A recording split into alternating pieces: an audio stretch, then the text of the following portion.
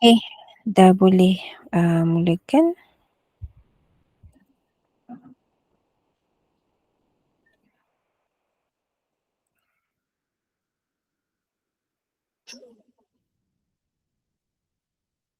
Okay, Assalamualaikum warahmatullahi wabarakatuh. Assalamualaikum. Bismillahirrahmanirrahim. Saya Irna Izura. Hari ini saya akan berkongsi dengan anda semua tentang produk probiotik daripada Shuangho, iaitu Lactoberry. Okay. Sebelum saya masuk ke dalam topik Lactoberry, okay, produk kita, saya nak terangkan sikit tentang saluran gastro-usus. Okay. So, ini adalah kita punya saluran gastro-usus lah. Nak senang faham, saluran makanan kita daripada mulut ni, dia akan lalu kita punya esophagus, lalu kita punya perut. Nanti dekat perut ni ada akan dicernakan lah macam-macam jus, macam-macam asid akan dikeluarkan. Kita punya hati pun akan keluarkan beberapa enzim untuk bantu juga menghadamkan lagi makanan yang kita makan tu. And then bila dah dicernakan, akan masuk dalam kita punya usus kecil. Dekat usus kecil ni lah kebanyakan penyerapan nutrien berlaku kat sini. Okay, dan dia punya hasil perkumuhan tu akan masuk dalam kita punya usus besar dan akan keluar sebagai najis. So ini adalah kita punya saluran gastro-usus lah lebih kurang. Okay. Perjalanan makanan kita daripada mulut sampailah keluar. Itu adalah kita punya saluran gastro-usus. Kenapa kita kena tahu pasal kita punya saluran gastro-usus ni? Sebab kalau tulis kat sini, saluran usus yang baik menjamin kesejahteraan badan. Macam mana tu? Sebab apa? Kita punya dalam kita punya saluran gastro-usus ni terdapat 70 ke 80% sel imun. Sel imun ni kita tahu sistem imun fungsi untuk jaga kita punya badan daripada virus, daripada jangkitan. Dia protect badan kita daripada penyakit. So dekat dalam saluran gastro-usus kita ni ada banyak kita punya sel-sel imun. Kalau kita jaga kita punya gastro-usus ni dengan baik, kita sihatkan dia betul-betul, insya-Allah kita punya sel imun pun akan jadi lebih sihat. Bila sel imun sihat, of course lah kita punya sistem imun sihat, badan kita pun lebih sihat. Okay. Okay. So kita sebenarnya untuk orang yang orang normal mungkinlah kita makan dalam at least 3 kali sehari, betul tak? Kita makan minum sarapan and then kita makan tengah hari dan makan malam. Biasa macam tu lah. Lainlah kalau puasa mungkin lebih kurang lagi. Tapi ada juga orang yang in between makanan tu dia ada juga ambil snacking ataupun dia ambil tea ke kan. So sebenarnya kenapa kita makan? Okay, objektif sebenar untuk kita makan, kita bukan makan untuk macam bila bosan ke makan, tak kan. Kita bukannya makan sebab kita tak tahu nak buat apa, tak. Kita makan sebab kita sebenarnya nak dapatkan sebanyak-banyak nutrien dan khasiat daripada makanan yang ataupun minuman yang kita ambil tu, supaya badan kita kekal sihat. Sebab apa? Badan kita ni tak semua nutrien ataupun khasiat yang boleh dihasilkan dalam badan kita. So kita perlu ambil daripada sumber luar. Dan kalau boleh kita ambil daripada sumber-sumber yang semula jadilah. Okay, kurangkan ambil benda makanan-makanan yang banyak aditif ni, banyak pengawet ni tak elok. Okay. Supaya apa tadi? Untuk kita dapat sebanyak nutrien dan khasiat untuk badan kita kekal sihat. Okay. So itu adalah sebab kenapa kita makan lah. Betul tak? Setuju tak? Okay. So kepentingan saluran gastro-ususnya saya ulang, satu untuk bantu penghadaman. Okay. Bantu penghadaman, kita makan tadi kan, kita punya badan tak boleh nak ambil contoh kalau kita makan ayam kan, dia tak boleh nak ambil ayam tu daripada saiz yang masa kita makan mula-mula tu, tak. Dia kena dalam saiz yang lebih kecil. So dia perlu dicernakan, dia perlu dihadamkan supaya badan kita dapat serap nutrien yang ada daripada makanan-makanan yang kita makan. So saluran gastro-usus, satu, dia dapat bantu kita punya penghadaman. So kalau kita punya saluran gastro-usus ni tak sihat, tak berfungsi dengan baik, makanan yang kita makan tu tak dapatlah nak dihadamkan dengan sempurna. So kalau kita makan macam-macam, kita makan banyak-banyak, tapi kita punya saluran gastro-usus ni tak sihat, agak rugilah di situ. Betul tak? Sebab tak dapat nak dihadamkan. Kita hanya dapat dapat penat je lah kot sebab kena makan tu kan. So kita kena pastikan kita punya saluran gastro-usus ni sihat supaya dapat bantu penghadaman makanan yang kita ambil tu. Okay. Yang kedua, dapat mantapkan keupayaan sistem imun. Okay, macam saya cakap tadi, dekat dalam kita punya saluran gastro-usus ni ada 70 ke 80% kita punya sel imun duduk kat situ. So kalau kita punya saluran gastro-usus ni sihat, kita punya sel imun tu sihat, kita punya sistem imun kuat. Mantap. Okay. Yang ketiga, dia memperbaiki metabolisme. Okay, metabolisme badan lah. Kita selalu dengar metabolisme ni kan. Apa benda metabolisme ni sebenarnya?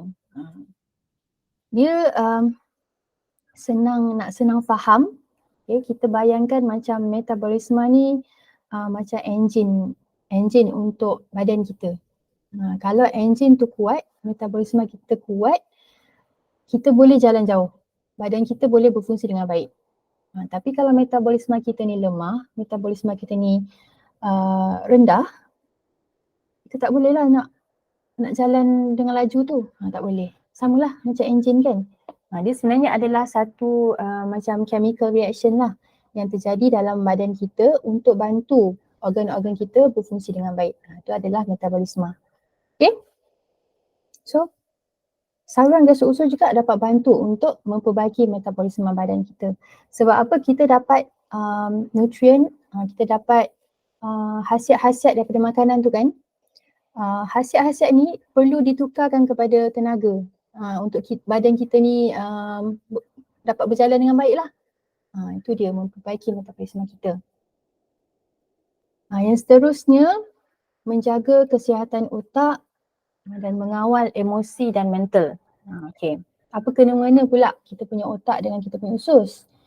Okay, kalau pernah dengar kita punya sharing sebelum ni tentang kaitan, hubung kait usus dengan otak. Memang ada memang ada dipanggil brain gut axis. Memang ada kaitan kita punya otak dengan kita punya usus.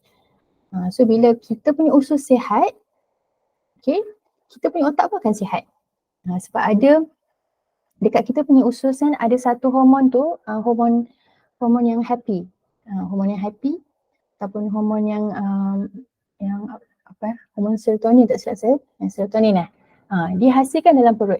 So memang ada kaitan antara kita punya otak dan kita punya usus. So kalau kenal orang yang mungkin asyik marah-marah je kan, sikit-sikit nak melenting, tak boleh nak apa sikit, asyik nak marah je, cuba tanya dia. Dah berak tak hari ni? Mungkin dia punya perut tu tak betul loh. Okay, ataupun sekarang ni kita tahu dah banyak kita dah banyak dengar tentang kesihatan mental. Contohnya kemurungan, masalah bipolar disorder, masalah autism. Ini adalah masalah yang berkaitan dengan kesihatan mental. So kita cuba untuk betulkan saluran gastro-usus ni. Betulkan, sihatkan semula kita punya gastro-usus. InsyaAllah mental tu pun, kesihatan mental pun akan lebih baik. Okay, selain itu, dengan menjaga kita punya saluran gastro-usus, kita pun dapat kulit yang sihat. Kulit yang lebih glowing lah orang cakap. Okay, sebab apa? Kalau bila perut kita kotor, nanti darah kita pun akan jadi kotor. Bila darah kita kotor, dia akan nampak kat kulit kita. Tak cantik, kusam ataupun ada banyak jerawat ke. So kita tahu bila kita nampak orang tu muka dia macam tak berseri kan, ada banyak jerawat, mungkin perut dia tak sihat. So betulkan perut. Okay, betulkan kita punya usus, masalah usus. Alright. Okay. So apakah probiotik? Okay, probiotik sebenarnya ialah mikroorganisma hidup yang berada dalam kita punya saluran gastro-usus. Dia sebenarnya adalah mikroorganisma bakteria yang ada dalam kita punya saluran gastro-usus yang saya tunjuk tadi. Dia hidup dalam kita punya saluran gastro-usus. Dan ia adalah bakteria yang baik dalam usus kita. Okay? Dan jumlahnya sangat banyak. So itu adalah probiotik. Dan siapa pula perompak ataupun pengacau dalam kita punya gastro-usus? Tentulah kita punya bakteria jahat. Okay? Bakteria jahat ni sebenarnya kita tak nak. Sebab dia jahat kan, kita tak nak ada dalam kita punya usus. Tapi dia ada sebab apa? Salah satunya stres. Kalau kita stres, kita banyak semua benda kita nak stres kan, akan membanyakkan bakteria jahat dalam kita punya usus. Yang kedua, kalau kita menggunakan atau mengambil antibiotik yang berterusan. Sebab apa antibiotik ni, kita tahu kan antibiotik ni kalau kita demam, dah lama demam tak baik-baik, doktor akan bagi antibiotik. Tapi sebenarnya antibiotik ni dia bukan hanya bunuh bakteria yang jahat, tapi dia juga bunuh bakteria yang baik dalam kita punya usus. So kita tak nak macam tu kan. Yang ketiga, kalau mengambil ubat dalam jangka masa yang panjang, akan buatkan banyak juga bakteria jahat dalam perut kita. Especially ubat yang yang tinggi bahan kimia ni kan, dan kita pula ambil dalam jangka masa yang panjang, dia memang akan menggalakkan pertumbuhan bakteria jahat dalam badan, dalam usus. Yang seterusnya, pemakanan tinggi gula ataupun makanan yang diproses, junk food, fast food, air manis, air gas, semua ni adalah makanan yang akan menggalakkan pertumbuhan bakteria jahat dalam kita punya usus. Cara hidup yang tidak sihat. Cara hidup yang tidak sihat ni macam mana? Satu, kita punya pemakanan kita tak jaga. Yang kedua, kita punya masa makan tu pun tak fix. Kejap makan pukul 1, kejap makan pukul 3, tak betul kita punya cara makan. Kita tak exercise. Okay, kita perlu exercise untuk bantu badan kita ni nak berfungsi dengan baik. Kalau kita merokok, itu memang tak sihat lah. Okay, merokok ataupun ambil alkohol, itu benda-benda yang cara hidup yang tidak sihat. Tidur tak cukup ataupun tidur lambat, ini adalah memang sangat-sangat tak sihat lah kan. Okay, so cara hidup yang tidak sihat ni akan menyebabkan juga bakteria jahat banyak dalam kita punya usus. Selain itu, faktor persekitaran, kalau kita tinggal dalam persekitaran yang tinggi toksik, ataupun dalam rumah kita sendiri, kalau ada banyak benda-benda yang tinggi bahan kimia, contohnya macam kita punya benda yang paling-paling simple lah kan, kita punya mop lantai ke, sabun mop lantai tu, ataupun kita punya spray-spray kat rumah, itu kalau boleh kita kurangkan untuk mengelakkan daripada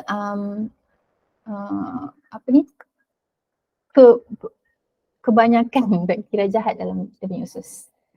Okay.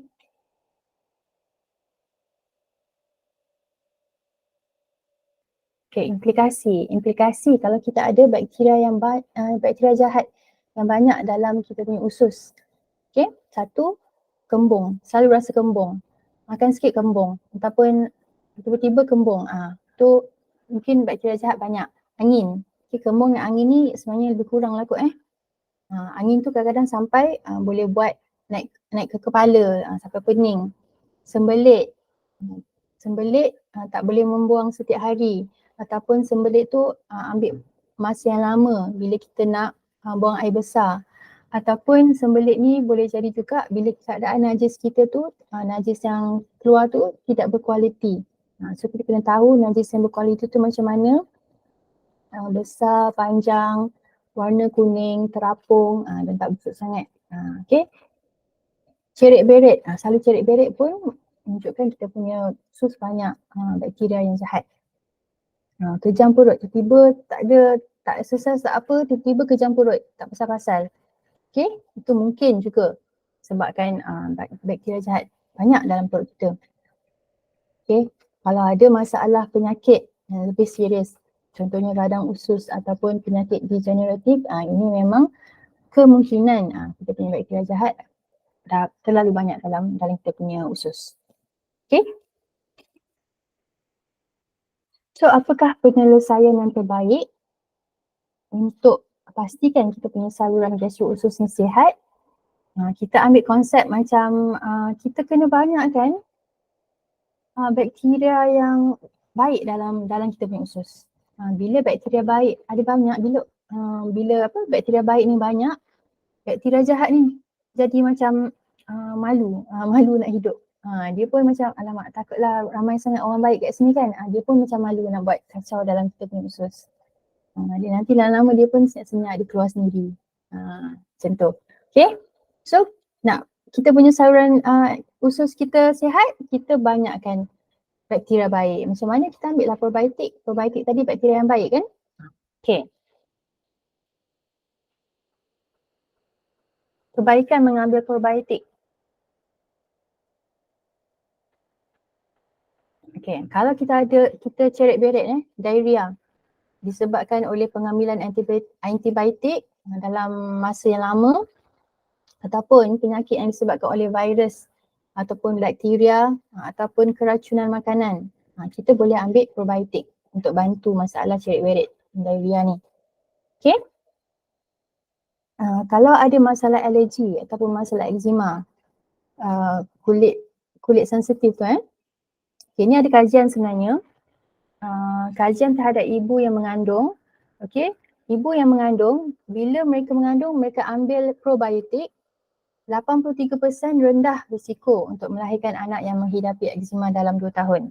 Ini adalah satu kajian yang telah dijalankan lah.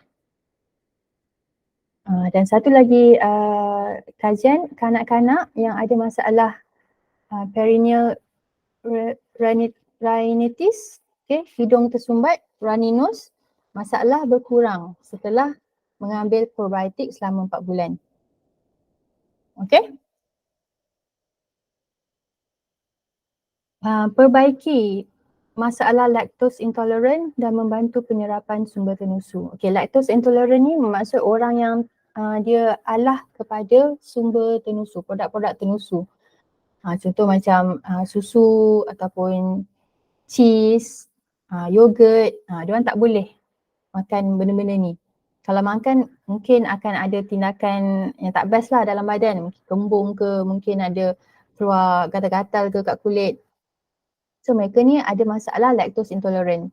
Tapi kalau dia ambil banyak-banyak probiotik, okay, bakteria baik tu akan bantu untuk mensejahterakan dia punya keadaan usus. Lama-lama dia akan boleh ambil produk tenusu ni. Okay. Memperbaiki kesihatan mental. Macam saya cakap tadi, memang ada kaitan dengan kita punya otak dan kita punya usus. Okay, brain gut axis tu kan. Ambil banyak-banyak probiotik untuk bantu memperbaiki kita punya kesihatan mental. Contohnya macam masalah murung, anxiety, autism, OCD. Ini adalah masalah-masalah yang berkaitan dengan kesihatan mental. InsyaAllah ambil banyak-banyak probiotik untuk bantu. Sebab sebenarnya kebanyakan penyakit pun berpunca daripada usus kan. So kesihatan mental pun antaranya lah. Okay, so boleh cuba untuk ambil banyak-banyak probiotik untuk masalah mental. Meningkatkan mood dan mengurangkan stres pun bagus bila kita ambil probiotik. Okay, penyakit degeneratif. Penyakit degeneratif ni sebenarnya adalah penyakit yang dia bukannya macam tiba-tiba terjadi, tidak. Dia daripada sikit-sikit lama-lama jadi bukit macam tu. Kita kumpul sikit-sikit lama-lama jadi teruk, lagi jadi kronik. Itu adalah penyakit degeneratif. Contohnya macam IBD. IBD ni apa? Irritable bowel disease tak sure. Okay, ulcer perut, colon cancer, okay, tu antara penyakit degeneratif. So boleh ambil probiotik untuk bantu kurangkan masalah, kurangkan sakit ni untuk jadi lebih kronik. Memperbaiki sistem imun, okay, macam saya cakap tadi, macam saya share tadi, dalam kita punya usus ada banyak sangat sel imun. So memang akan memperbaiki kita punya sistem imun bila kita ambil banyak-banyak probiotik. Mempercepat penyembuhan daripada jangkitan. Okay. Sebab kita punya sistem imun dah mantap, okay, sistem imun dapat bantu untuk badan kita mencegah daripada macam-macam jangkitan. Okay, kalau ada masalah kardiovaskular, okay, jantung, kawal kolesterol, rendahkan tekanan darah, diabetes, ini juga dengan pengambilan probiotik boleh bantu untuk masalah-masalah ini. Okay. Okay, bagaimana nak pilih probiotik yang baik? Sebenarnya ada banyak sangat probiotik dekat luar kan. Tapi macam mana kita nak pilih yang terbaik? Okay, satu, ni saya share kan, tips-tips yang kita kena tengok. Okay, satu, dia perlulah non-pathogenic. Dia tidak menyebabkan penyakit. Kita ambil probiotik untuk sihatkan badan. So kita jangan ambil benda yang kita ingat baik tapi sekali makin menyebabkan kita sakit. Kita tak naklah macam tu. Pastikan produk yang kita ambil, ubat ke makanan herba yang kita ambil itu tidak menyebabkan penyakit-penyakit lain pula. Okay. Yang kedua, tahan asid gastrik dan jus hempedu. Okay, dalam badan kita ni ada banyak sangat, dalam perut kita, ada banyak asid, ada banyak jus-jus yang mungkin bakteria baik ni tak boleh nak hidup kalau kena dengan asid-asid ataupun jus-jus ni. So kita kena pastikan yang kita punya probiotik tu, bakteria baik kita boleh tahan asid gastrik dengan jus hempedu. Sebab apa kita nak kita punya bakteria baik tu kekal hidup. Okay, rugilah buat apa kita nak ambil kita punya probiotik kalau dia tak hidup. Tak guna. Kan, membazir duit saja. Kita nak dia hidup. Betul-betul boleh bantu kita sihatkan kita punya saluran gastrus usus. Boleh hidup itu satu, kekal hidup tu satu. Satu lagi dia boleh hidup berkoloni dalam gastrus usus. Dia boleh beranak pinak dalam kita punya gastrus usus. Sebab dia bakteria baik, jangan risau dia tak ada buat jahat dalam kita punya usus. So kita nak dia beranak-ranak supaya kita punya usus ni makin lama makin sihat. Dalam keadaan yang stabil dan alive dalam jangka masa yang panjang. Macam saya cakap tadi lah kan, kita nak dia betul-betul boleh bantu, boleh hidup sampai ke kita usus tu. Sebab apa, kalau kita makan kan perjalanan dia jauh kan, daripada mulut kita nak lalu esophagus, nak lalu kita punya perut apa semua tu kan, sampai ke usus tu kita nak pastikan yang dia betul-betul stabil dan alive. Okay, dan tahan suhu tinggi dan suhu normal. Tak perlu nak sejuk beku. Ini penting sebab kalau dia tak tahan, kalau contoh produk probiotik tu dia tak tahan, dia kena sejuk beku kan, macam mana kita nak bawa ke mana-mana, macam payah lah kan. Nak kena bawa ais all the time, susah. So kita kena pastikan yang kita punya probiotik tu ada ke 1, 2, 3, 4, 5, 6 ciri ini. Barulah kita rasa macam confident, okay, probiotik kita yang terbaik. Okay. Of course lah kan, kita cakap pasal probiotik yang terbaik, saya akan recommend lactoberry. Okay. Kenapa kita pilih lactoberry? Okay, nombor satu, kita punya lactoberry dia ada teknologi yang berbilang penyalutan. Maksudnya ada banyak sangat salutan pada kita punya lactoberry ni, pada kita punya probiotik ni. Sebab kita nak pastikan yang dia kekal aktif dan hidup daripada mulut kita sampailah ke usus. Kita nak dia hidup. Kita nak dia aktif. Kalau bakteria tu tak hidup, tak aktif, tak guna, kita ambil hari-hari. So kita pastikan dia ni multi-coated. Bila dia lalu kita punya mulut, lalu kita punya perut apa semua tu, dia tak terhakis. Dia punya apa? Salutan tu ada banyak untuk protect kita punya bakteria baik yang kat dalam ni. Nampak ni, ni dia protect. Sampailah, boleh sampai ke usus, boleh hidup dan kekal aktif sampai ke usus kita. Okay, kita punya probiotik ni, bakteria baik kita ni, kita dah train. Dia boleh tahan asid gastrik dan jus hempedu. Tahan suhu badan manusia. Kekal hidup dan aktif sampai ke kita punya usus. Dan ia hanya dibebaskan di saluran usus bagi mencapai kesan peningkatan daya imun. Okay, bila sampai kat usus kita tu barulah dia dibebaskan dengan sepenuh-penuhnya. Dan sebenarnya even packaging kita punya lactoberry tu pun bila kita buka saja barulah bakteria baik tu aktif. Masa dia dalam kita tak buka lagi tu dia belum aktif lagi. Punya company sangat-sangat jaga kita punya quality lactoberry, quality produk kita.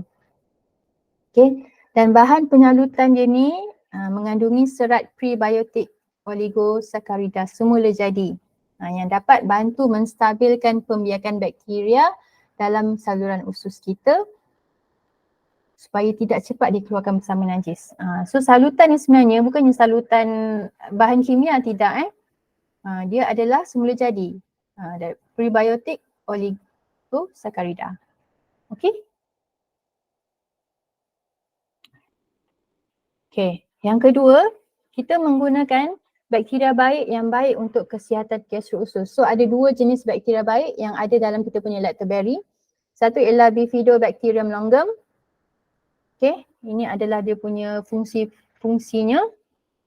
Sangat bagus untuk mengekalkan keseimbangan flora bakteria usus yang normal, menyekat pembiakan bakteria, mencegah sembelit dan mengawal disenteri.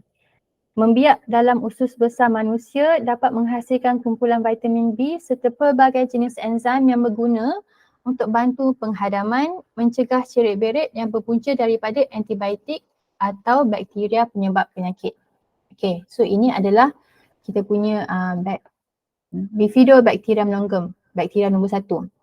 Bakteria nombor 2 pula, Bifidobacterium lactis, dia dapat menguraikan serat ataupun glycosaminoglycan, gula yang sukar dihadam oleh usus. Dia menambahkan keasidan usus, menyekat pembiakan bakteria berbahaya serta bantu penghadaman dan penyerapan makanan jenis susu. Itu yang saya share tadi. Dia sangat-sangat bantu untuk mencegah cerit-berit. Kalau kita banyak ambil antibiotik pun bagus juga. Ambil kita punya lactoberry.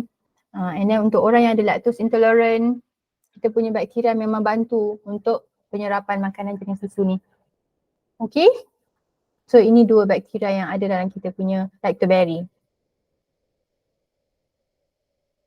Okay. Kemudian dia mengandungi prebiotik.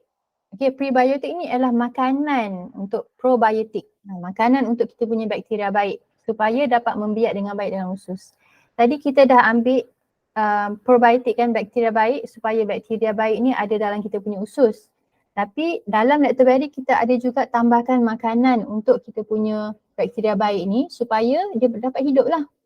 Dapat membiak-biak dengan banyak dalam kita punya usus. Bakteria baik yang kita makan ini akan membiak dan menendang bakteria jahat keluar dari usus dan bolehlah mencapai piawaian usus yang baik. So kalau nak tahu usus kita baik, kena ada 85% bakteria baik dalam usus. Okay. Selain daripada ada probiotik dan prebiotik, dalam lactoberry kita juga ada mengandungi 3 jenis berry yang sangat-sangat tinggi vitamin C. Apakah berry itu? Satu ialah serbuk cranberry. Okay, serbuk cranberry ni dapat mencegah ancaman E. coli terhadap saluran kencing. Okay, untuk orang yang ada masalah UTI. Okay, saluran jangkitan di salur kencing sangat-sangat bagus. Yang kedua ada serbuk raspberry, sangat berkesan untuk mencegah sembelit. Dan ketiga ada serbuk beri biru, blueberry. Suplemen berkhasiat anti penuaan semula jadi, anti-aging, dapat menghapuskan radikal bebas. Okay, radikal bebas ni kita tahu dia jahat. Kita nak hapuskan dia. Dan menggalakkan penyingkiran sistem metabolisme. Okay, so selain daripada ni, kita ada juga berry-berry ni yang bantu untuk kita punya kesihatan usus. Juga dia sangat-sangat tinggi vitamin C. Okay, so ini adalah kita punya produk. Okay, kita punya Lactoberry. Dalam satu kotak ni ada 30 sachet. Harga ahli ialah RM70 dan PV ialah RM56. So dia sangat-sangat boleh dikatakan mampu milik, tapi dia punya keberkesanan tu sangat efektif bagi saya. Tak perlu nak banyak-banyak sangat pun dah boleh nampak kesan pada kita punya badan. Sebab apa? Kita tengok tadilah dia punya bakteria baik dia pun dah kita train sangat bagus, dan ada jugalah berry-berry yang dicampurkan dalam kita punya Lactoberry. So memang sangat efektif. Okay. Selain itu, apakah kebaikan kita punya Lactoberry ni? Satu, ia mudah dijual sebab sedap. Okay. Mungkin sebelum ini kalau anda ada masalah nak promote kita punya linzi. Linzi kita sangat-sangat pahit. Okay, kalau pernah rasa, kalau buka kita punya kapsul memang sangat-sangat pahit. Dan ada juga orang yang kata kita punya kopi pun pahit. So dia tak suka. So macam mana? Kita suggest Lactoberry. Sebab Lactoberry ni memang sedap. Budak-budak, kita cakap kat budak-budak lah. Budak-budak kan dia nak benda yang sedap je kan. Kita cuba kasih kat budak-budak, budak-budak memang suka. Kalau budak-budak suka, mak bapak mestilah suka kan. Sebab dia memang rasa dia masam-masam manis. Okay, mudah dibawa ke mana-mana untuk travel. Sebab dalam satu kotak ni dia ada banyak-banyak sachet macam ni, ada 30 sachet. So memang senang masuk dalam bag kita ke ataupun masuk dalam handbag, mudah sangat nak bawa ke mana-mana. Boleh dimakan begitu saja, ini yang best. Makan macam tu je, tak perlu air pun boleh. Tapi lepas tu kita minum air kan, takut tersedak. Sebab dia dah manis, dia dah sedap macam tu, boleh tuang terus dalam mulut. Kalau macam untuk anak kecil, kita saja untuk bagi sikit-sikit bawah lidah, takut dia tersedak masuk dalam tekak kan, bagi sikit-sikit. Tapi kalau untuk orang dewasa kita boleh makan macam tu je. Dia sangat efektif untuk masalah berkaitan gastrus usus, memang sangat-sangat efektif. Apa-apa je lah yang berkaitan dengan perut, kalau kita sakit perut, kalau kita angin, kalau kita susah nak membuang, kalau kita food poisoning, keracunan makanan, apa-apa yang masalah dengan perut, memang ambil je lah Lactoberry ni cepat-cepat. Memang sangat bagus lah. Memang sangat-sangat efektif. Kalau demam pun boleh ambil Lactoberry. Dia bantu untuk cepatkan kita punya demam tu kebah. Dan harga mampu bilik. Macam saya cakap tadi sangat-sangat murah lah sebenarnya kan, RM70 untuk satu kotak. Okay. Sembelit, sembelit bukan hanya berlaku pada orang tua, kanak-kanak pun ada menghadapinya. Kenapa sembelit bahaya? Sembelit berlaku bila pergerakan usus besar yang perlahan sehingga najis menjadi keras apabila berada di hujung dubur. Sepanjang pergerakan yang perlahan itu, cecair dari najis akan diserap semula dalam usus besar. Ini mendatangkan kemudaratan kerana semua toksin dalam najis diserap semula oleh badan. Okay, dapat faham tak? Okay, kalau kita sembelit kan, kita punya najis tu bergerak slow kan, nak sampai ke kita punya dubur. Slow je dia jalan. Tapi sepanjang dia jalan slow-slow tu, kita punya usus perlukan air. So dia akan, kalau cecair daripada najis tu akan masuk balik dalam kita punya usus besar. So ini tak sihat lah. Kan macam you minum balik air yang tak sihat, air yang kotor. Itu maksud dia. Serap balik oleh badan. Sembelit juga menghalang gas dalam usus dikeluarkan sebagai kentut. Okay, perut jadi kembung dan akhirnya tidak selesa. So ambil langkah berjaga-jaga jika anda mengalami masalah suka buang air besar setiap hari dan najis keras. Jangan biarkan ia melarat. Sebenarnya sembelit ni selain daripada susah kita nak membuang, okay, kita rasa macam mungkin 2-3 hari baru boleh membuang ataupun ambil masa yang lama untuk membuang, ataupun macam saya share tadi, najis kita yang keluar tu tak berkualiti, itu adalah masalah sembelit. So jangan ambil mudah sembelit ini. Sebab dia memang akan membawa kepada masalah yang lebih besar lagi dalam badan kita. Macam mana nak tahu, macam mana nak selesaikan masalah sembelit ni, kita cuba ambil lactoberi. Tengok dia punya kesan tu memang sangat-sangat cepat untuk bantu memudahkan kita membuang air setiap hari. Okey. Testimoni, ada testimoni tak? Siapa-siapa nak share testimoni? Ada? Saya punya testimoni sebenarnya lactoberi ni wajib ada dekat rumah setiap masa. Kalau apa-apa sakit pun sebab dia satu dia sebab dia sedap, and then dia simple, dia masuk dalam mulut kan. Kalau kita macam mungkin tak ada selera nak makan pun, kalau kita sakit kan kita tak selera nak makan, tapi just tuang je lah dalam mulut tu macam tu kan. Tak payah nak minum air pun tak apa.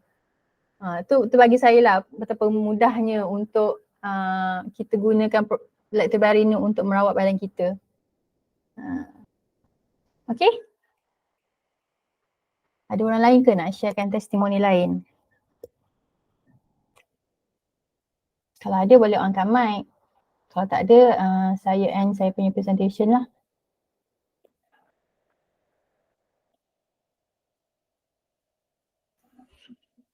Ada ke yang nak share testimoni? Lactoberi, kalau ada nak share dekat chat pun boleh juga. Sekejap, ni ada siapa-siapa chat tak? Oh, hari ni chat room kita senyap je. Maksudnya agaknya jelas betul lah penjelasan Puan Irna hari ni tentang lactoberi. Okey, tanpa membuang masa, kalau tak ada soalan lain, kalau ada boleh je tanya lepas ni. Tapi saya suka, terima kasih banyak-banyak Puan Irna untuk product sharing on lactoberi tadi. Memang sangat-sangat best lah kan. Lactoberi ni memang sedap sangat sebenarnya. So hari ini sebab tadi Irna dah share tentang benda yang sedap-sedap kan, lactoberi tu manis, masam dan sebagainya yang semua orang suka.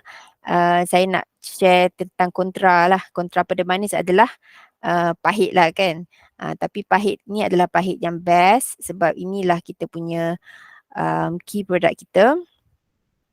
Dan untuk sharing malam ni, insyaAllah saya akan sharekan laju-laju lah tentang Lingzi dan Hati. Okay, ini sebenarnya adalah recap daripada sesi perkongsian daripada seminar bahasa Inggeris minggu lepas. Okay, ini adalah intipatinya daripada perkongsian Encik Edward Chen dan saya hanya translatekan sahaja dalam bahasa Melayu. Harap semua boleh nampak saya punya screen. Okay, so sharing malam ni tentang Lingzi dan Hati. Saya tak share detail tentang Lingzi tapi just nak ceritakan apa kaitan hati dan macam mana Lingzi boleh membantu. So pertama sekali, apa dia hati? Hati adalah organ, antara organ yang sangat terpenting dan paling bekerja keras dalam badan. Dia tak stop selama-lama kita hidup dia tak stop. Macam tangan dan kaki sekurang-kurangnya bila kita tidur dia stop kan. Macam kita tengah duduk macam ni pun kaki kita dah rehat, betul tak? Tapi hati, kita tidur ke, kita jalan ke, kita tengah duduk diam ke, tetap berjalan macam jantung dan beberapa organ yang lain lah. Tapi sebenarnya hati antara organ yang terpenting sebab dia menjalankan lebih daripada 500 jenis fungsi yang berbeza untuk kita setiap hari. Ada banyak sangat fungsi yang berbeza hati buat dan berjalan setiap hari. Okay, siang dan malam tanpa henti. So ada pepatah Cina yang mengatakan a good liver means a colourful life while a poor liver lives a life of black and white. Faham kan? Dan juga ada kalau tak silap hadis yang mengatakan dalam tubuh kita ada satu seketul darah, dan darah, jika baik darah itu baiklah badan kita, dan jika tidak baik darah itu tidak baiklah badan kita, dan seketul darah itu adalah hati sebenarnya. So hati telah memang dalam pepatah dan hadis mengatakan sangat-sangat penting dalam tubuh badan kita. So sedikit fakta tentang hati ialah hati adalah silent organ. Dia tak ada deri rasa. Maksudnya jika hati bermasalah, hati sakit tak rasa. Kalau kita sakit perut, kita boleh rasa sakit perut. Kalau kepala kita sakit, kita boleh rasa berdenyut-denyut. Tapi jika hati sakit, pada awal-awalnya kita tak rasa. Sebab tu kita rasa happy je kan. Walaupun sebenarnya hati telah sedang dirosakkan. Dan kita hanya sedar hati ni dah bermasalah bila dia dah mula membengkak, dan bila dah membengkak tu dia dah menekan organ-organ lain yang berdekatan dan menyebabkan tekanan organ-organ tu yang menyebabkan rasa sakit. Okey? Itu baru kita tahu yang hati ni ada masalah. Tapi sebenarnya biasanya bila keadaan ni dah berlaku, dah macam agak terlewat lah kan. Dan sebenarnya hati memiliki keupayaan menjana semula sel yang tinggi. Okay. Sebab itu ada orang yang derma hati, tapi pernah dengar kan orang derma hati tapi hati dia masih hidup. Sebab yang dia derma tu bukan keseluruhan hati, tapi sebahagian daripada hatinya, dan sebab hati adalah organ yang boleh dijana semula. Okay. Dengan syarat nutrisi cukup, keadaan badan baik. Okay, so pembaharuan sel atau penjanaan semula sel tu akan berlaku dengan cepat lah. Macam kita potong rambut tumbuh balik. Macam kita potong kuku tumbuh balik. Tapi macam saya cakap tadi, dengan syarat badan kita dalam keadaan baik. Okay, sebab jika badan kita tidak dalam keadaan baik, sel yang tumbuh pun akan jadi sel yang tidak sihat lah. Okay. So ada banyak fungsi hati. Tadi saya ada mention lebih daripada 500 fungsi, tapi antara 3 fungsi utama adalah menapis darah, iaitu membuang unsur-unsur kotor sebelum darah disebarkan ke seluruh badan, menghasilkan cair empedu yang boleh bantu proses pencernaan, dan juga antara fungsi utama hati adalah sebagai menyimpan ada banyak benda hati simpan, ada yang dia simpan tenaga dan juga menyimpan vitamin dan mineral yang diperlukan oleh badan, dan dia akan keluarkan vitamin-vitamin ni bila diperlukan. Kadang-kadang kita dengar orang kata hati is the pharmacy of our body. Okay, sistem imun adalah doktor badan kita dan hati adalah pharmacy pada badan kita, sebab dia menyimpan all the vitamins dan mineral yang diperlukan. Okey, so antara 7 tugas utama hati ialah menghancurkan sel darah merah, membersihkan darah, menghasilkan protein, metabolisme protein, menyimpan nutrisi, menghasilkan cecair empedu dan tenaga, dan juga sebagai pertahanan badan. So apa maksudnya? Menghancurkan sel darah merah ni bukan sembarangan sel darah merah, tapi macam membuang sel darah merah yang dah tua. Okey, sel ni macam ada jangka hayat sel badan kita ada dia hidup satu masa dia dah tua dan sel akan mati. Okay, kadang-kadang dia dah tua dah mati tapi badan tak dapat singkirkan. So hati akan bantu proses untuk menyingkirkan sel-sel yang sudah tua, sel darah merah yang sudah tua. Dan bila proses sel darah yang nak disingkirkan ni berlaku, dia akan membuatkan najis berwarna sedikit gelap. Sebab itu kalau pernah dengar kita punya sharing sebelum ni, antara healing crisis yang akan berlaku bila kita makan lingzi, kita punya najis akan jadi very very dark, macam hitam kan, almost hitam ataupun memang nampak hitam pun. Dan ini sebenarnya adalah apa yang berlaku sebenarnya adalah sel darah merah yang dah tua sedang dihancurkan dan disingkirkan oleh badan. So lingzi dapat bantu menyingkirkan hingga ke tahap sel. Okay, so kalau kita makan lingzi dan nampak kita punya najis sedikit gelap daripada biasa, jangan khawatir. Itu adalah tanda kita punya sel-sel darah merah yang dah tua sedang disingkirkan. So it's a good sign.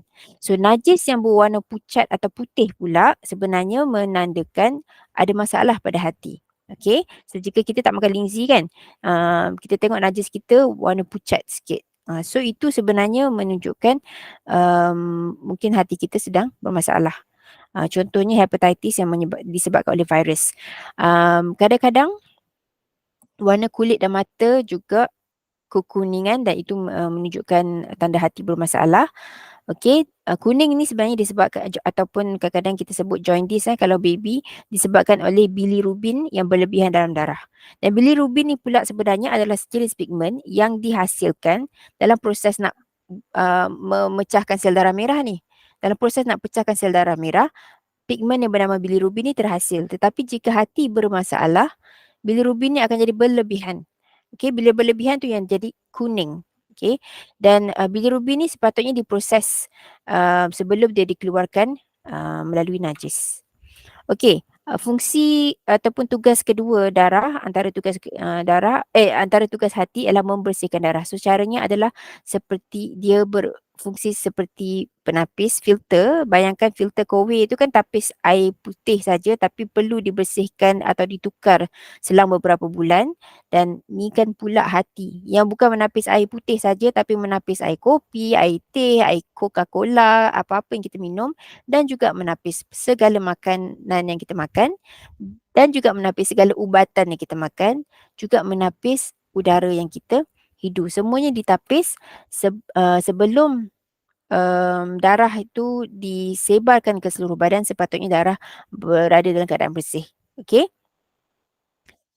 Alright, dan juga toksin sekarang ni contributed by ubat-ubatan, minuman beralkohol, bahan kimia yang berbahaya. Bahan kimia berbahaya ni boleh juga datang dari bukan saja daripada pemakanan, tapi boleh juga datang daripada benda-benda yang kita sapu di kulit. Okey, masuk dalam darah dan hati kena bersusah payah singkirkan. Kita susah payah sapu bahan kimia berbahaya pada kulit dan sebenarnya hati kita yang terbeban untuk nak menyingkirkan bahan-bahan kimia ni sebelum disebarkan ke dalam darah kita. Sekarang ni ada lagi dahsyat selingan. Ada lagi dahsyat sekarang ni, orang tak makan-makan, orang tak sapu-sapu, orang terus inject masuk ke dalam darah. Nak cepat katanya. Okey, so kesian kesian kita punya hati sebenarnya sebab nak kena tapis benda-benda ni. Okey. Selain tu virus juga sebenarnya boleh menyebabkan toksin dan merosakkan hati. Radiasi daripada kita punya penggunaan devices sekarang ada banyak radiation, dan juga makanan bukan dari unsur semula jadi, terutamanya dalam processed food lah. Banyak bahan-bahan sintetik digunakan seperti pengawet, pewarna dan sebagainya. Hati juga bantu menghasilkan protein seperti albumin. Albumin ni sebenarnya berfungsi untuk mengawal isi padu darah supaya tak terlampau pekat, tak terlampau cair, dan bantu mengekalkan tekanan dalam pembuluh darah. Juga hati bantu metabolisme protein, contohnya mengubah amonia menjadi urea dan dikeluarkan bersama urin oleh buah pinggang jadi air kencing. Okey, hati juga seperti saya mention tadi adalah farmasi dalam tubuh badan dan menyimpan nutrisi, dan dia juga menyimpan tenaga. Okey, contoh dia menyimpan tenaga ialah jika badan kita perlukan, jika badan kita ada berlebihan glukosa, dia akan mengubah gula kepada tenaga, dan juga cecair empedu yang dihasilkan oleh hati dapat bantu proses mencernakan lemak dan juga kolesterol sebenarnya. Dan bila kita dah ada, hati kita dah jadi farmasi dalam badan dan juga menyingkirkan toksin yang dihasilkan oleh virus dan sebagainya, sebenarnya hati akan akan mengukuhkan sistem pertahanan badan kita supaya sistem pertahanan kita bersedia untuk apa-apa serangan dari luar dan dalam. Okey, so apa dia yang menyebabkan penyakit hati? Salah satunya adalah jangkitan virus atau bakteria, toksin. Selalu kita sebut toksin ni macam tadi saya ada mention, daripada ubat-ubatan, daripada dadah, daripada minuman beralkohol, racun atau bahan kimia berbahaya yang disapu atau disuntik terus ke dalam salur darah kita. Kanser juga boleh menyebabkan kerosakan hati, gaya hidup, pemakanan, tidur lewat ni maksudnya tidak jaga waktu tidur di waktu malam. Okey, tidur di waktu siang, kadang-kadang orang kata tak tidur malam tapi dia qada waktu siang kan. Sebenarnya tidur waktu siang tak sama dengan tidur waktu malam. Okey, so tidur waktu malam tu sangat-sangat penting. Tekanan, stres juga boleh mengundang penyakit hati ni. Sifat marah atau kurang sabar pun sama akan menyebabkan hati kita sakit. Okey, dan juga kerosakan sistem pertahanan akan menyebabkan penyakit hati. So hati yang rosak akan menyebabkan keradangan dan menghasilkan enzim ALT dan AST. So kalau kita buat ujian darah full blood count dan ada indeks hati dalam list of data yang diambil tu ada ALT dan AST, kita nak kandungan ALT dan AST ni rendah. Kita tak mahu terlampau tinggi, okey? Okay, so simptom-simptom hati bermasalah. Macam tadi ada mention, hati ialah organ yang senyap. So, biasanya simptom-simptom awal biasanya diabaikan. Sebab bila dah teruk, dia dah menghimpit, dia dah menekan organ-organ lain, barulah kita sedar, oh rupanya hati kita sakit. So, apa simptom-simptom awal dia? Simptom-simptom awal mungkin sebenarnya kulit mata dan kuku kekuningan ni dah simptom-simptom hujung lah sebenarnya. Maksudnya hati dah teruk sangat ni sebenarnya. So simptom-simptom awal yang mungkin kita tak perasan ialah tak selera makan. Biasalah kan orang tak selera makan ni. So kadang-kadang mungkin dia menunjukkan hati bermasalah tapi mungkin juga simptom lain. So kadang-kadang kita rasa macam alah tak selera makan je pun kan. Sering berasa loya, terlampau dahaga dan rasa mulut kering. Ini adalah contohnya dia terlampau dahaga tapi dah minum air tapi masih mulut kering. Ini adalah salah satu simptom hati bermasalah. Selalu ada masalah penghadaman. Okey? Selalu sangat rasa sakit perut, selalu sangat rasa macam tak sedap lah, tak sedap perut dia kan. Pun mungkin disebabkan oleh masalah hati. Apa ni? Hidung kerap berdarah. Okay. Maksudnya ni mungkin dia punya tekanan darah dia dah terganggu. Kan tadi ada cakap hati dapat bantu untuk kawal tekanan darah tu. Dan masalah kulit. Masalah kulit ni juga adalah satu signal hati kita bermasalah. Apa-apa jenis alahan sebenarnya menunjukkan hati bermasalah. Dan juga jika ada perubahan berat badan mendadak seperti tiba-tiba berat badan turun atau tiba-tiba berat badan naik juga mungkin disebabkan hati yang bermasalah. Okey, so bagaimana Lingzi sebenarnya dapat membantu masalah hati? Okey, kalau tengok dekat sebelah kiri tu saya ada mention sekecil-kecil unsur adalah sel dan banyak-banyak sel menghasilkan tisu, banyak-banyak tisu menghasilkan organ dan banyak-banyak organ menghasilkan sistem.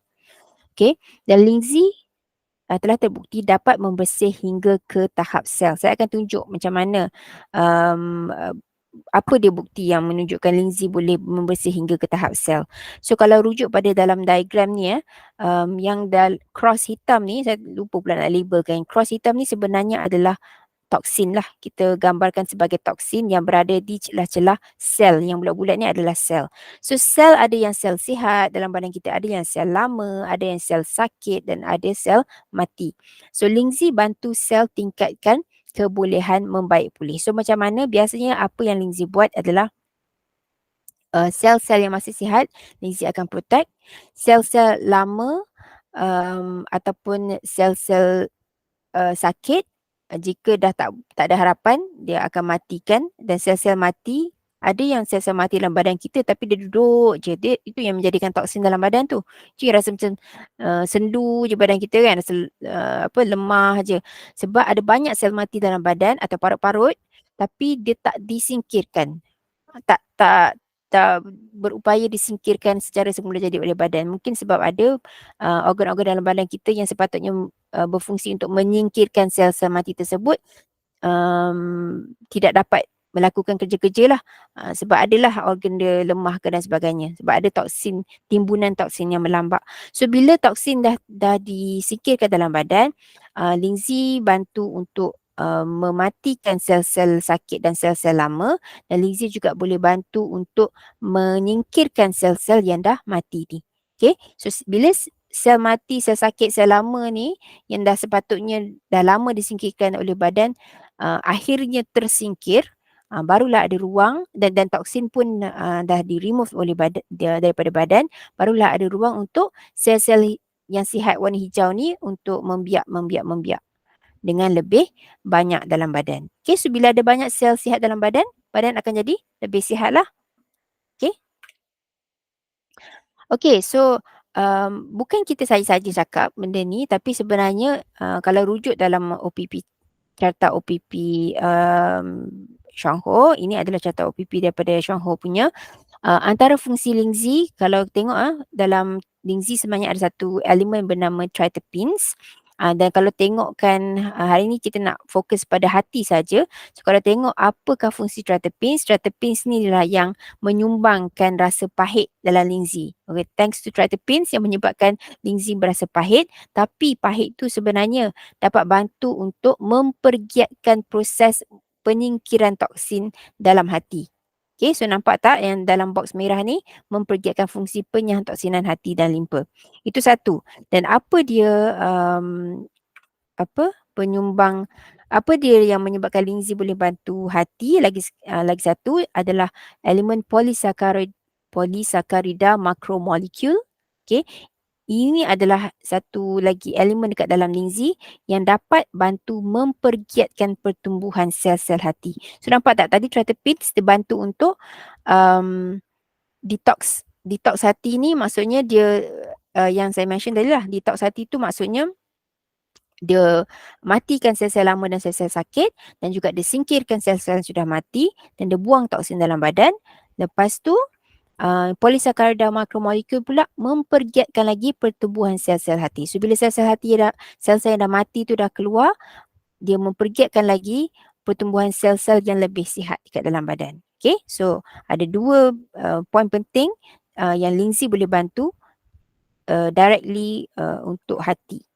Okay, ini adalah salah satu daripada kajian yang dijalankan, dan juga data ni diperolehi dalam buku Ganoderma Hijau. Nanti sekejap lagi saya akan tunjuk apa dia buku Ganoderma Hijau. Ini adalah buku yang dijual di Shuangho, dan dalam buku tu ada banyak kajian dan penerangan tentang linzi dan macam mana dia boleh bantu kita punya badan. Ada banyak topik dalam tu, dan salah satunya ada berkenaan dengan liver function. Okey, saya ringkaskan ya. Dalam ni tadi ingat tak saya cakap ada enzim ALT dan AST, dan kita nak bacaan AST dan ALT ni rendah. Okey, rendah. So kajian yang telah dijalankan menggunakan control group. Control group ni adalah tikus-tikus yang ada diambil data, dan juga telah diuji menggunakan Silymarin. Silymarin adalah ubat yang biasa digunakan untuk penyakit hati, dan juga buat comparison dengan kita punya linzi atau Ganoderma. Dalam kajian ni menggunakan Jungian Ganoderma. Okay, Jungian Ganoderma atau selalu kita mention dalam sharing adalah YK1. Bukan YKI, YK1 sebab kita ada YK2. So YK Ganoderma telah diberikan untuk certain group, dan Silymarin pun diberikan dalam certain group. Sebenarnya group ni adalah tikus-tikus yang telah dirosakkan hati dia untuk kita dapatkan bacaan ni. Kesian di tikus ni. Okay, so kalau tengok bacaannya, untuk kita buat dua testing untuk Ganoderma. Satu kita test dengan low dosage of Ganoderma, dan satu lagi kita gunakan high dosage of Ganoderma. Okay, kita nak buat perbezaan. Jika kita gunakan linzi dan juga kita increase linzi, adakah memudaratkan ke atau sebagainya. Okay, so kalau tengok control group ni bacaan AST dia mula-mula adalah 40.9. Maksudnya ini adalah tikus yang sihat lah. Okay, 40.9 dia punya ALT kalau tengok the first row. Lepas tu tikus yang telah disuntik dengan yang telah dirosakkan hatinya, dia punya bacaan ALT adalah 758. Sangat-sangat tinggi. Okay, berbanding dengan 40.9 kan. Yang sihat 40.9, lepas tu yang sakit 758. Bila diberikan ubat Silymarin, okey, dia turunlah 474. Okey, dapat 758. Okey, Silymarin ni memang ubat untuk hati. So, dia dapat turunkan indeks ALT. Tetapi bila diberikan dengan low dose of Ganoderma, lagi cantik bacaan dia. Lagi rendah daripada ubat Silymarin. Nampak? 423. Okey, lagi rendah. Kita nak bacaan yang lebih rendah. Dan bila diuji dengan dos yang lebih tinggi, dos Ganoderma, dos linzi yang lebih tinggi, lebih rendah lagi bacaan dia. So maksudnya bacaan dia lebih baik. Okey, ini juga menyatakan pengambilan linzi yang lebih banyak sebenarnya memberi kesihatan badan yang lebih baik. Dia tak memudaratkan kesihatan. Dan juga sama dengan AST punya bacaan untuk control group adalah 136 untuk tikus sihat. Bila dirosakkan hatinya, dia punya AST meningkat ke 869. Bila diberi ubat Silymarin, turun bacaannya daripada 800 ke 560, dan bila diberi low dose Ganoderma lebih baik bacaannya compared to Silymarin. Dan bila ditingkatkan pengambilan Yungken Ganoderma lebih baik lagi daripada low dose Ganoderma. So telah terbukti jika ambil dos Yungken Ganoderma yang betul, lebih tinggi, lebih bagus dan dia akan memberi kesan yang lebih baik pada penurunan bacaan ALT dan AST. Okay, so sebenarnya Professor Lin was surprised. Dia sebenarnya sangat-sangat terkejut sebab mula-mula dia tak yakin Professor Lin ni bukan orang Johor. Dia dia keluarkan jurnal ni dekat dalam Chinese Medicine in 2004, Journal of Chinese Medicine, dan dia saja je lah nak buat comparison dua low dose dan high dose ni untuk nak memuaskan hati dia sendiri agaknya. Okay, nak tengok sebab awal-awal dia agak skeptikal dengan pengambilan Lindsay, tapi terbuktilah bacaan ni memang sangat-sangat baguslah untuk hati. Okay, so ini adalah gambaran dia. Okay, tadi tu data saja kan, mungkin ada yang tak jelas. So kalau nak nampak lebih visual, sorry saya ambil masa sikit. So ini adalah healthy liver. Healthy liver ni boleh nampak warna dia warna pinkish dan nampak sel-sel sel-sel hati tu nampak agak sama saiz macam minced beef lah. Kalau kita beli minced beef di pasar kan macam ni kan rupa dia. Okey, ni adalah contoh sel hati ataupun hati yang cantik. Bila dah hati tu disuntik, dirosakkan dengan karbon tetrachloride, dia jadi hitam-hitam, ada putih-putih ni jadi fibrosis dah, dan juga ada saiz sel-sel yang macam minced beef tu dah tak ada yang besar, ada yang kecil macam ni kat sini So ini adalah hati yang dah rosak. So section C adalah, okey, kita tengok section D dulu. Section D adalah keratan rentas hati yang telah diberikan ubat Silymarin. So Silymarin ni tadi ubat yang biasa digunakan untuk penyakit hati. So boleh nampak daripada hati yang rosak ni, nampak dia ada sedikit penambahbaikan lah. Nampak dia merah sikit. Okay, dah tak hitam sangat. Tapi okay, ada improvement. Tapi bila kita tengok yang high dose, tadi kan kita buat low dose dengan high dose Ganoderma. So ini adalah keratan rentas yang high dose Ganoderma. Nampak tak? Dia lebih baik daripada yang diberi ubat Silymarin dan juga dia almost cantik seperti hampir sama dengan keadaan hati yang sihat. Dia lebih pinkish dan ada nampak saiz-saiz sel dia hampir sama. Itu adalah contoh hati yang sihat. Dan juga dalam buku hijau ni sebenarnya ada mention jika Silymarin ni dinaikkan dia punya dos, mungkin dapat result yang sama seperti high dose of Ganoderma. Tetapi Silymarin ni adalah ubat, jika ditingkatkan dos akan ada peningkatan dalam kesan sampingan lah. Okey. Ada soalan ke? Siapa yang angkat tangan tadi? Ada dekat chat ni Pahit di mulut semalam. Okey. Ibu Suharni ada nak tanya apa-apa soalan atau nak tambah ke?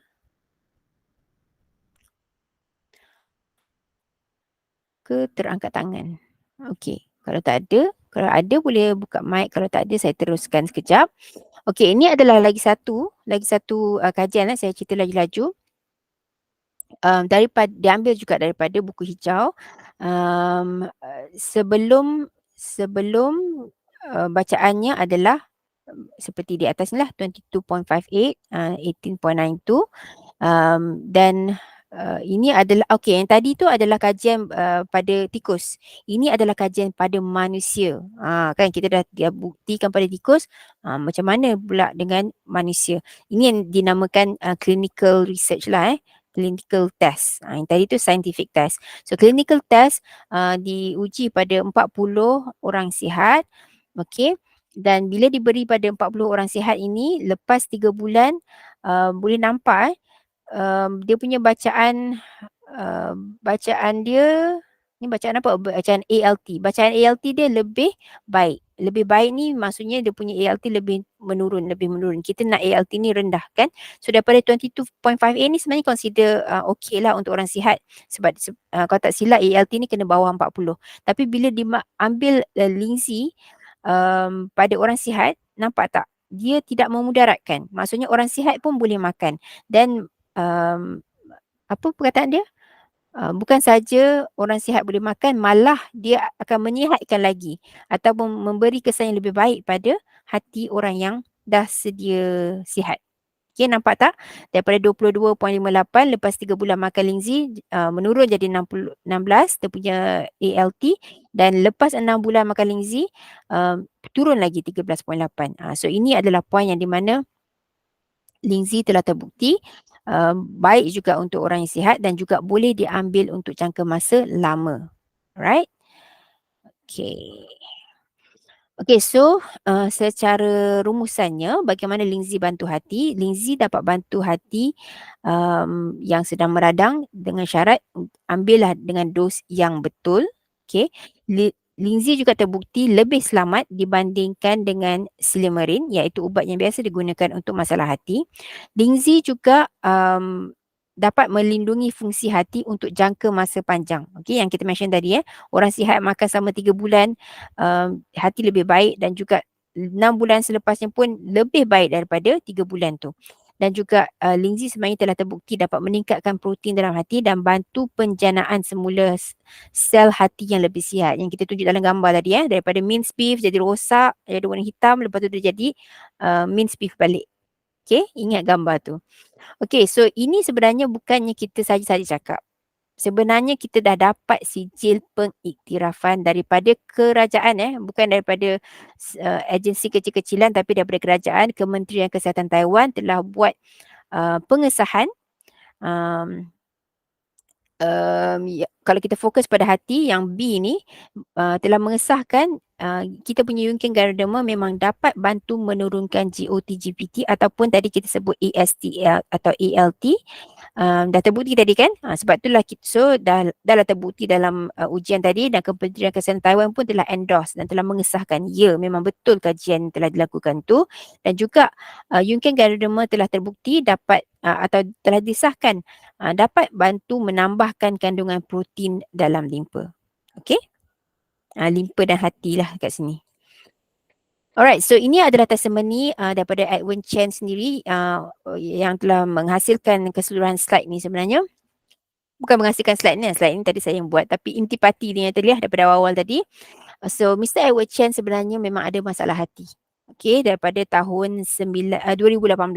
So kerana lifestyle-nya, saya cerita sikit lifestyle Mr. Edward, maaf ambil masa sikit je lagi.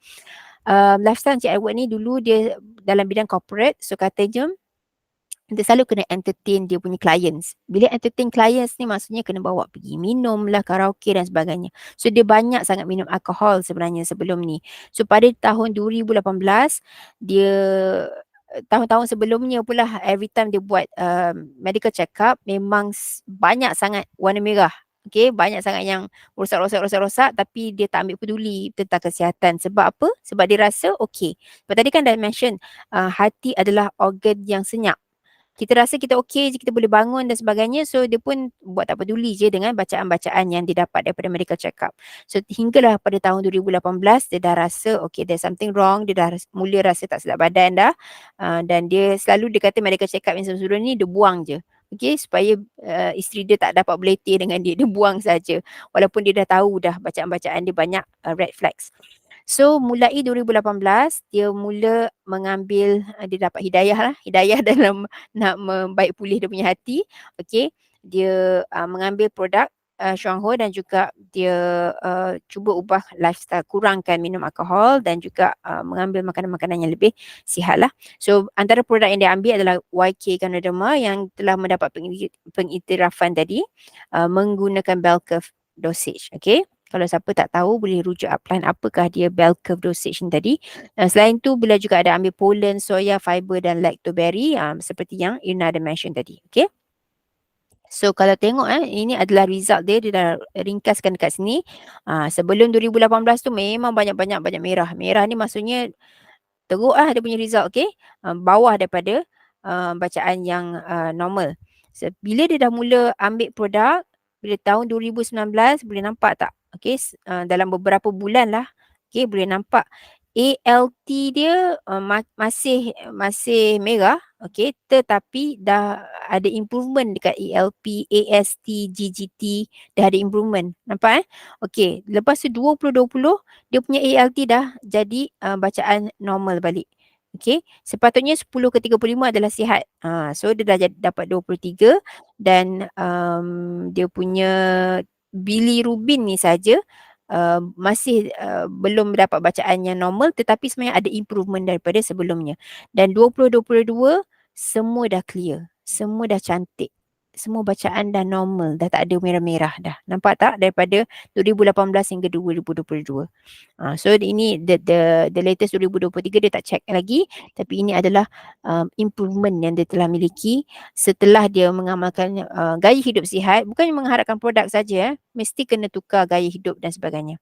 Okey, dan juga daripada segi dia punya weight, dia kata dulu perut dia buncit sangat, okey sekarang dah tak berapa nak buncit. Okey, buncit tu sebenarnya biasanya adalah sebab hati dah membengkak. Nampaklah macam perut buncit tapi sebenarnya kalau tekan-tekan rasa keras itu mungkin adalah hati yang dah bengkak. Okey, ada apa lagi? Okey, so inilah dia buku hijau. Kalau siapa tak pernah tengok, tak pernah baca, boleh beli RM35 sahaja dalam bahasa Inggeris. Asalnya dalam bahasa Cina tapi kita dah ada bahasa Inggeris dan sebenarnya sekarang ni kita dah ada bahasa Indonesia. Saya ada satu buku yang dalam bahasa Indonesia. Tapi yang ini kena dapatkan daripada pengedar di Indonesia lah. Okey. Tapi dalam dia sama je. Cuma dia alih translate. Okay, so selain daripada tu, selain daripada buku ni, siapa yang ada, kalau tak habis baca lagi, sila baca. Siapa yang belum ada, kalau nak dapatkan, boleh beli terus di iBiz Shuangho ataupun boleh tanya upline macam mana nak beli. Selain tu, kalau nak tahu lebih lanjut tentang Lingzi dan Hati, ada beberapa testimoni.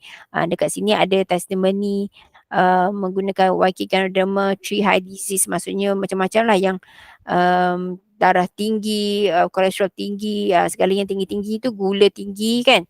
Ada testimoni yang orang bermasalah ni mengambil Lingzi. Okay. Dan semua ni boleh diperolehi dalam kita punya e-learning. E-learning ni free saja untuk member, els.shuangho.net. Kalau bukan member, bukan kena bayar. Tapi kalau bukan member, memang tak boleh masuk. Okay, so kena jadi member. Sekarang jadi member free saja. Siapa-siapa kawan yang nak baca all the testimonies kat dalam ni, suruh dia sign up saja, tak perlu beli produk. Okay, sign up saja dah boleh dapat akses. Okay, so itu saja perkongsian saya malam ni berkenaan Lingzi dan Hati. Ada apa-apa soalan ke? Maaf lah ya, terambil masa lama sikit. Okay. So saya buat recap sikit dekat sini. Ni adalah buku dia. Ni semua adalah ni perkongsian daripada Mr. Edward Chen dan yang lain-lain ni semua dapat daripada buku hijau tadi . Okay, semua ditulis semula. Gambar ni pun ada kat dalam buku hijau tadi. Okay, so jika tak ada apa-apa soalan, ada apa-apa soalan ke? Tadi yang angkat tangan tadi, tak ada nak tanya? Okay, kalau tak ada apa-apa soalan macam biasa, kita nak ambil gambar sebelum kita beransur. Saya harap perkongsian saya tidak terburu-buru ke apa . Okay, kalau semua dah ready, kalau ada yang nak buka kamera boleh ambil, boleh buka kamera. Jika tak ada, mungkin saya nak share sebab ada ramai yang dah balik kan. Dah balik pula. Ada ramai yang dah ni. Okay. Cik Nordin selalu standby nak ambil gambar ya. Sekejap saya tunjuk slide yang elok sikit untuk kita nak masukkan dalam gambar kita ni.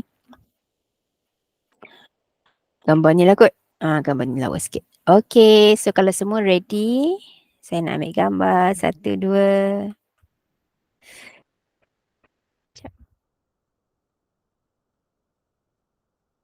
Okay.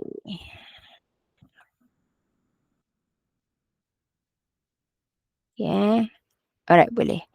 Okay, so terima kasih semua kerana meluangkan masa, sudi meluangkan masa lagi sekali untuk sesi malam ni. InsyaAllah kita akan jumpa lagi sekali jika tak ada aral untuk next week. Ada siapa-siapa nak nanti ke? Okay. Jika tak ada apa-apa, saya undur diri dulu dan insyaAllah kita akan jumpa lagi minggu depan insyaAllah. Sebelum tu, sebenarnya hari Sabtu ni kita ada seminar Bahasa Melayu ya di Shuangho. Sesiapa yang berkelapangan, Cik Nordin, Pakcik Maun kalau ada dekat KL pada hari Sabtu ni jemput hadir. InsyaAllah ada perkongsian daripada kita pun Double Diamond, Puan Noliza dan juga Senior Vice Manager Aina akan berkongsi perjalanan beliau dalam Syahor. Okey, terima kasih semua. Assalamualaikum.